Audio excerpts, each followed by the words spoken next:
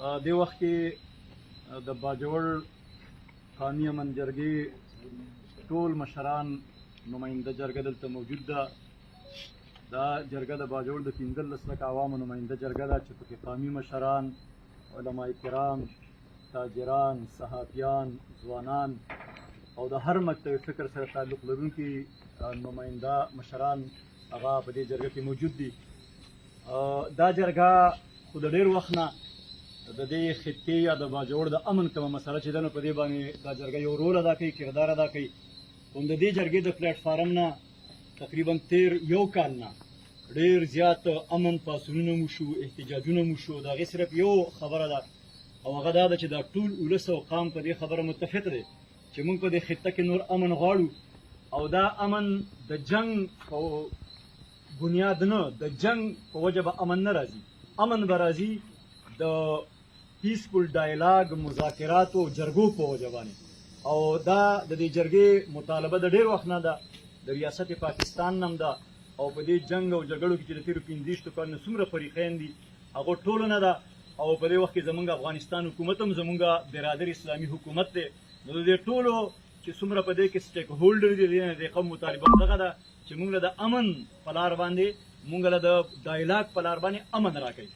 په دې حواله تېره ورځ تقریبا 28-29-30 جولای باندې په باجوړ کې اچانک زمونږ د حکومت د طرف نه زمونږ د ماموند چې کوم کلان او خوشا پوره تقریبا 15 کلي هغې کې د کرفیو اعلان وشو.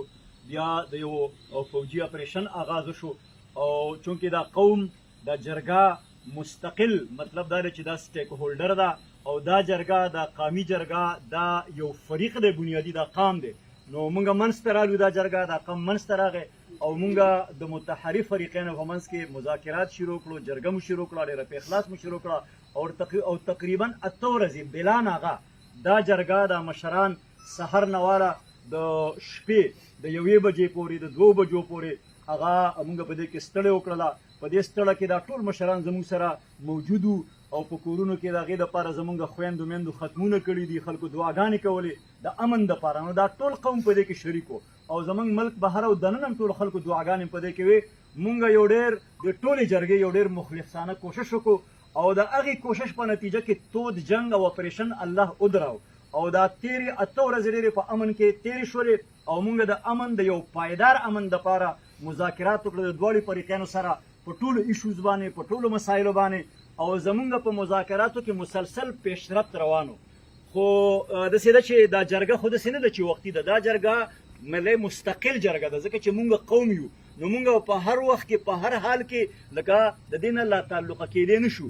مونږ به د خپل مثبت کردار ادا کوو. دا جرګه پرون هم جرګه وه، دا جرګه به نن هم جرګه وي او دا جرګه به آینده هم جرګه وي څو پورې چې په دې وطن کې امن راغلی نه وي. نو مونږ به په میدان کې ولاړ یو.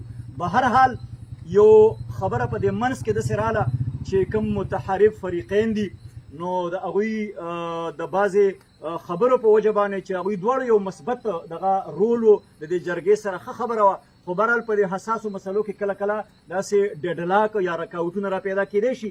نو پرون نه دې خوا یو سرکاوټ په دې کې هغه را پیدا شوی و او هغه رکاوټ تر اوسه پورې موجود دی او مونږ کوشش کوو بیا هم چې مستقبل کې مطلب چې مونږ د خپل مثبت کردار د قومي جرګه هغه ادا کړي. خو په دې وخت کې بهرحال یو رکاوټ دی، هغه مونږ دواړو متحرف فریقینو ته سهار هم زموږ جرګه تللې وه.